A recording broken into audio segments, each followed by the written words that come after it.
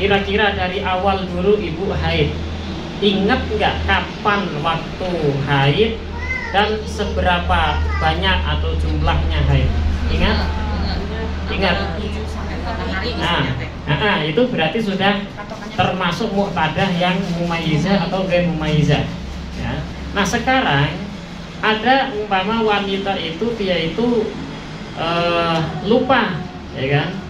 Itu lupa adatnya, adat itu di awal bulan, di pertengahan bulan atau di akhir bulan, lupa nggak tahu pokoknya haid, gitu kan? Atau dia itu lupa jumlah harinya, berapa dulu saya haid, ya kan? Jumlahnya lupa dia, maka namanya mutahayyirah, wanita yang bingung, ya, bingung kebiasaan, dia lupa akan kebiasaannya. Bingung, mutahayyirah ada 3 macam. Yang pertama ada mutahayyirah atau bingung dua-duanya, waktunya sama kadarnya, di awal bulan atau di pertengahan atau di akhir, lupa dia, atau lupa jumlah berapa hari dia itu biasanya haid.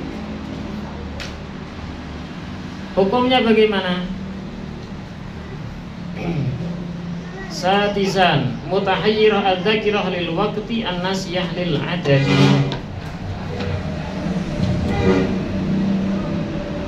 Hukum mutahayyirah yang lupa dua-duanya, waktunya juga adat kebiasaannya, yaitu lupa, maka hukumnya yajibu 'alaihal ihtiyat wa dzalika li anna kulla zamanin yamurru 'alaiha yahtamilul haid wa tuhra wala yumkin ja'luha tahiran wala haidan abadan. Wajib bagi dia untuk senantiasa menghati-hati. Artinya dia itu di dalam masalah kewajiban wajib melakukan, masalah keharaman tidak boleh dia lakukan.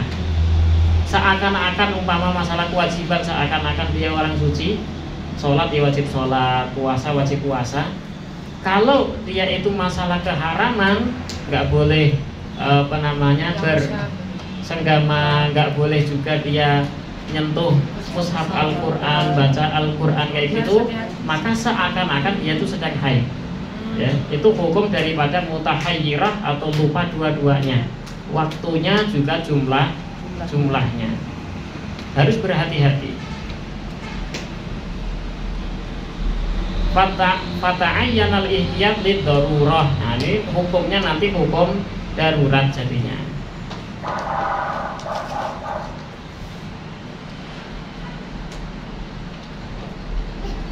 Nah, keharaman haid insya Allah sudah pada tahu ya. Wanita haid nggak boleh sholat, nggak boleh puasa, nggak boleh tawaf, ya kan? Menyentuh mushaf, membawa mushaf, membaca, itu tidak boleh. Berdiam diri di masjid nggak boleh.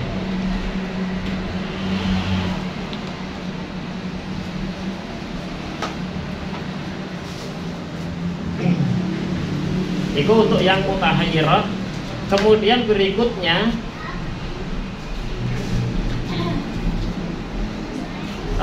khusus mutahayyirah nanti hukumnya seperti mustahadah. Jadi dia itu setiap sebelum sholat fardu harus berwudu, harus bercebok, berwudu, nggak mandi ya, bukan mandi. Bercebok dan berwudu itu harus. Kalau sholat sunnah boleh sebanyak-banyaknya, tapi kalau sholat fardu hanya satu saja, satu wudu untuk satu sholat fardu. Kemudian yang keenam, mutahayyirah yang zakirah lil waqt, nasiyah lil adab. Ini wanita ingat kapan saya haid, oh biasanya di awal bulan, tetapi dia lupa berapa jumlah biasanya dia haid, ya. Berapa ya nggak tahu, pokoknya lupa gitu kan. Maka hukumnya adalah anna lil yakin minat tuhri hukmat tuhri walil yakin minal haidi hukmal haidi.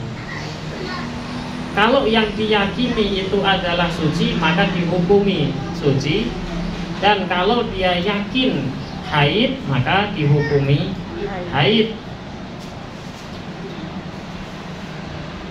Wa amma zaman al-muhtamil lil haid wa tuhur, sedangkan masa yang dia itu ragu, memungkinkan haid, memungkinkan suci, maka hukumnya seperti orang yang haid dalam masalah keharaman, dan hukumnya seperti orang yang suci dalam masalah kewajiban ibadah.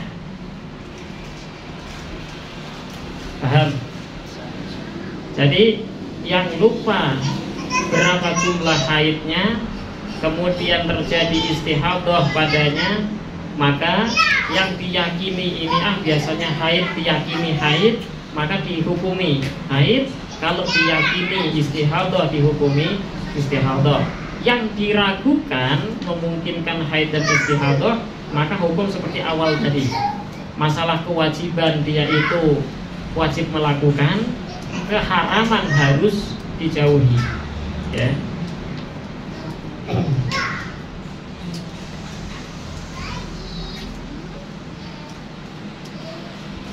Contohnya di sini,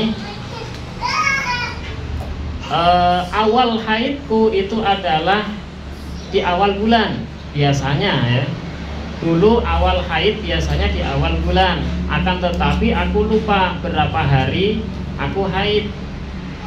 Maka hukumnya adalah anna yauman wa lailatan min awwali syahri haidun biyakin.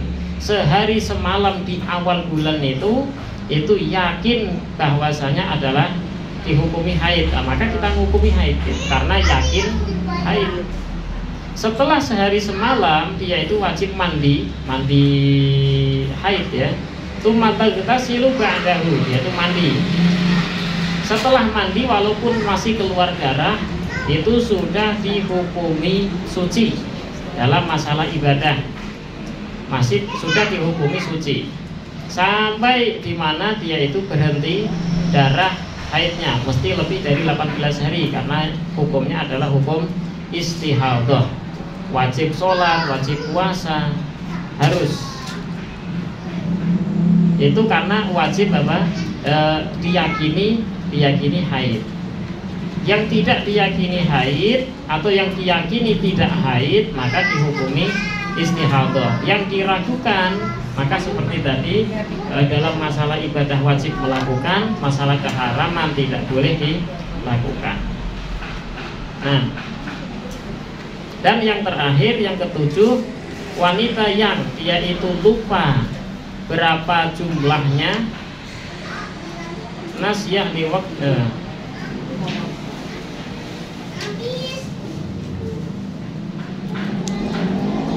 zakirah lil waqti. Ya betul ya. Tadi itu kapan dia haid ingat, dan berapa jumlahnya dia lupa. Sekarang dia itu jumlahnya yang ingat, tetapi waktunya kapan, di awal, di tengah, atau di akhir bulan, itu yang dia lupa. Maka hukumnya adalah kul zaman tayakkonan fihi haiduha tabata fihi jami'ah kamil haidi. Kul zaman tayakkonan fihi tuhroha tabata fihi jami'ah kamil tauhir al-mustahadah. Masa yang dia itu yakin bahwasanya di sana dia haid, maka seluruh hukum-hukum haid harus dilakukan. Masa yang dimana dia yakin haid, maka seluruh hukum-hukum haid harus dilakukan. Dan masa dimana dia yakin suci, maka harus melakukan juga. Dan masa di mana memungkinkan haid dan suci, maka harus ihtiyat. Harus apa? Ihtiyat. Ihtiyat, hati-hati. Artinya dia itu tetap sholat dan juga tidak melakukan keharaman haid.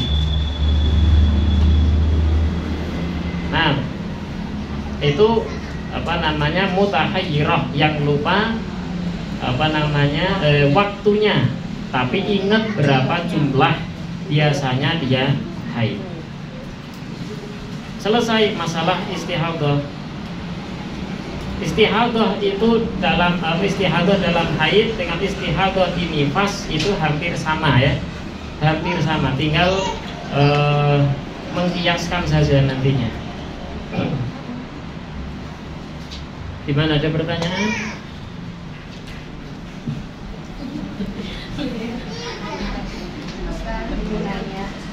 Ustaz, misalkan gini ya, kan kalau seorang wanita yang nggak pernah haid bertahun-tahun gitu, begitu dia haid, ketika dia lepas KB, akhirnya dia haid. Jadi dia tuh tidak tahu waktu haidnya tuh mulainya dari yang disebut lupa lagi tadi. Itu waktu haidnya tuh, jadi perhitungannya tuh nggak lancar gitu Ustaz. Kadang 2 hari haid, 2 hari libur, 2 hari haid lagi gitu. Itu gimana menghukuminya Ustaz? Kembali, Assalamualaikum warahmatullahi wabarakatuh. Kembali kepada batasan haid. Batasan haid minimal 24 jam keluar darah dan maksimal 15 hari. Nah, itu haidnya berapa hari? Kira-kira keluar darahnya berapa hari? Paling lama 10 hari. 10 hari. Kalau dia keluar darah selama 10 hari, lihat minimalnya ada nggak keluar darah 24 jam? Ada nggak? Iya, nggak masalah. Nggak masalah. Yang penting tidak lebih dari 15 hari, maka kemungkinan besar masuk ke haid. Tinggal melihat ke minimal keluarnya darah. Ada nggak 24 jam gitu? Jadi sekarang saya suka udah 2 hari haid tuh ya, bersih-bersih. Hari ini besoknya tuh karena 20 kan nggak ada. Pagi-paginya itu bersih-bersih. Nah, saya melakukan kewajiban sebagai istri. Nah, begitu itu sorenya tuh ada lagi. Itu berarti masih dalam tahap waktu haid itu teh. Iya, makanya dihitung dulu minimal ada nggak minimal 24 jam. Kalau ternyata ada dan dia tidak lebih dari 15 hari, maka seluruhnya dihitung haid. Itu dimana ibu umpama suci itu hari keempat, umpamanya ibu udah mandi, sholat, kemudian puasa, umpamanya qadha puasa Ramadan, maka sholat dan qadha Ramadan tidak sah. Gitu.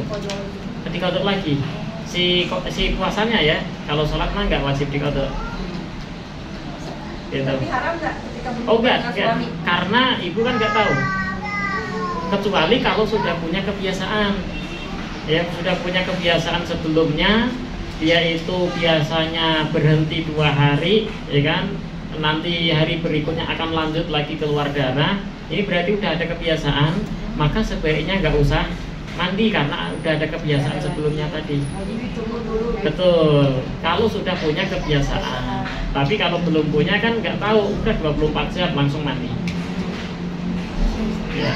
Pokoknya patokannya di mana? Di minimal haid dan maksimalnya. Itu aja. Patokannya itu. Jadi selama 15 hari itu teh kasusnya Mama Obi teh 15 hari itu teh harus mengakumulasi jumlah yang minimal 24 jam itu. Betul.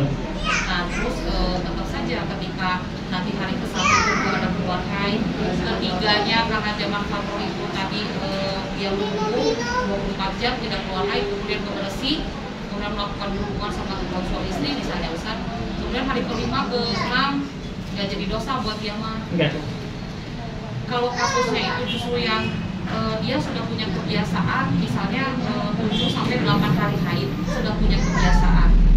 Nah, tapi itu tuh dia ingat awal pertama haid itu waktu gadisnya itu 7 sampai 8 hari. Nah, ketika sudah berumah tangga, kebiasaannya masih tetap 7 sampai 8 hari.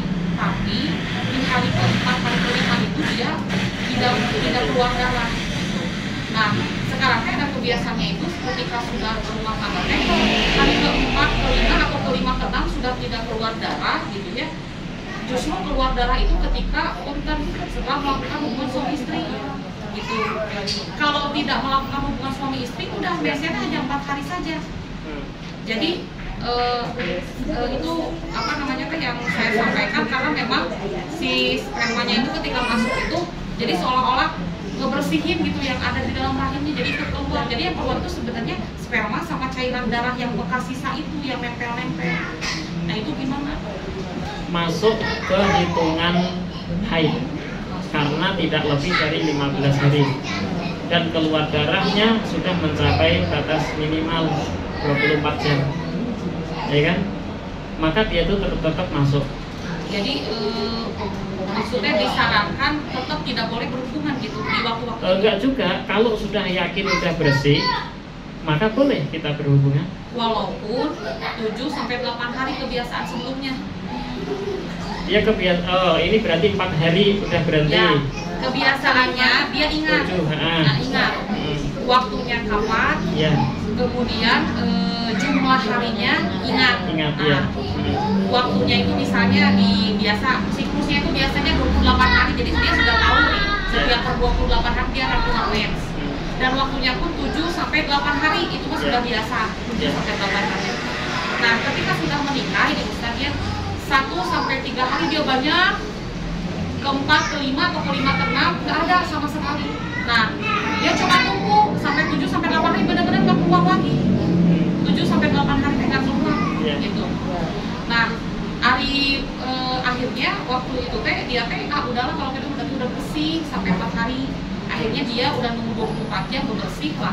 Akhirnya melakukan kewajiban itulah yang saya melakukan suami istri. Sampai akhirnya yang hari ke-6-nya malah keluar lagi gitu. Nah itu polanya kayak begitu tuh sampai akhirnya kata saya coba lagi tidak berhubungan, nggak lagi keluar. Tapi kalau mau keluar, nah ternyata coba kata saya dilihat itunya. Ternyata memang khas katanya khasnya baunya bau sperma yang keluar itu. Jadi sperma itu seolah-olah masuk ke dalam endometrium, kemudian keluar lagi membawa sisa-sisa yang ada di dinding rahim gitu. Seperti itu. Gitu. Jadi apakah tetap itu dihukumi haid, kemudian gimana hukumnya si ibu itu tadi gitu. Tetap aja nunggu 7-8 hari atau tadi ketika nunggu 24 jam tidak keluar darah, maka dia misalnya bisa melakukan hubungan suami istri gitu. Gimana? Kalau sudah ada kebiasaan yang sudah dia lakukan terus-menerus 7 sampai 8 hari, maka ditunggu aja. Tetap ditunggu. Tunggu 7 sampai 8 hari. Setelah 7 atau 8 hari kemudian mandi, bebersih, kemudian melakukan apa yang harus dilakukan. Umpama keluar lagi dan itu masih dalam cakupan 15 hari, maka semuanya akan dihitung haid. Iya, karena bersih di antara 2 darah haid, cakupan masih dalam 15 hari, maka si bersihnya pun akan dihitung haid. Kalau dia 1 sampai 4 hari haid, 5, 6, 7, 8 yang tidak haid, tadi kan kata Ustaz tetap ditunggu sampai 8 hari. Kebiasaan. Kebiasaan. Kemudian di hari ke-9 dia bebersih, tidak keluar lagi sama sekali sampai 15 hari. Nah, 5, 6, 7, 8-nya itu yang sholat dia lewati, berarti harus sholatnya itu harus dikodok. Karena ngikutin yang kebiasaan tadi. Walaupun kebiasaannya 8 hari. Iya. Tetap dikodok. Karena untuk ihtiyatan, menghati-hati. Karena kebiasaannya 7, kalau hari ke-4 udah berhenti, nanti tahu-tahu hari ke-6 ke-7 keluar lagi gitu. Karena patokannya di kebiasaannya itu. Nah,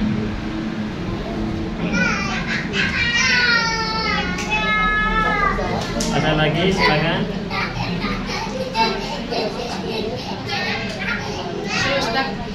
Ustaz, di sini kan yang diharamkan ketika lain kan ada yang 11 poin ini. Terus tapi ada anak saya tuh kan pesantren gitu ya, katanya kayak rambut yang kita nyisir itu seharusnya katanya dikumpulin. Kayak gimana tuh Ustaz? Sama motong kuku juga nggak boleh. Gimana tuh? Termasuk ke yang diharamkan atau apa itu? Potong kuku saat haid sama nyisir rambut biar nggak pada jatuh gitu.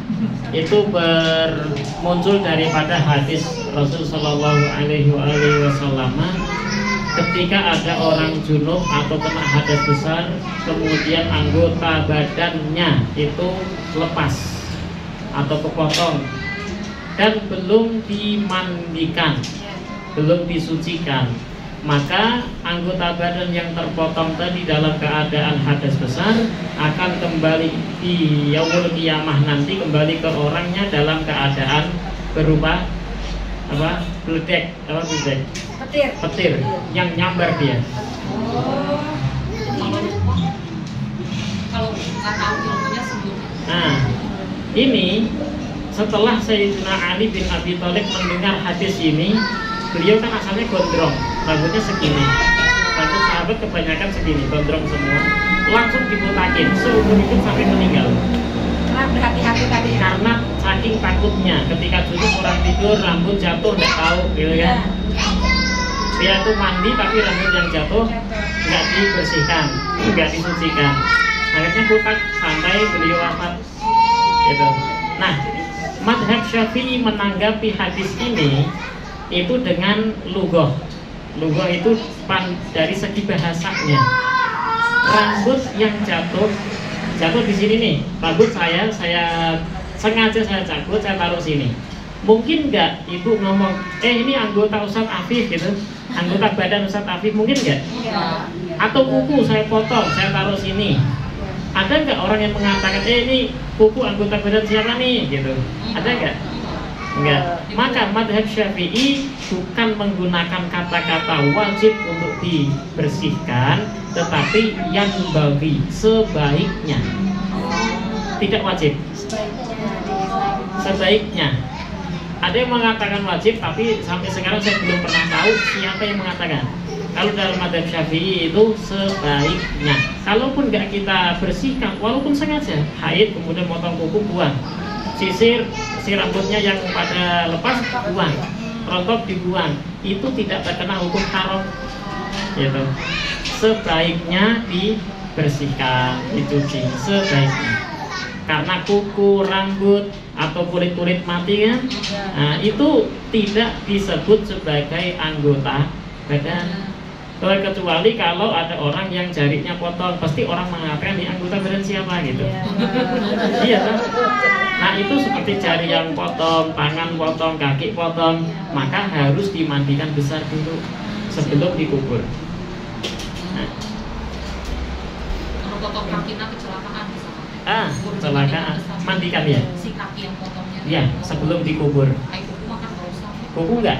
Kuku tidak, rambut tidak. Yang berkerudung masuk rontok. Iya. Kan bangun tidur pada nyisir, besoknya nyisir. Kalau zaman dulu saya pernah tahu itu ibu-ibu memang ketika haid si rambut yang nempel di sisir itu dimasukin, dikumpulin. Gitu. Nanti ketika suci disucikan juga gitu kan. Tapi nggak tahu udah punya apa, pokoknya kan senang sampai kita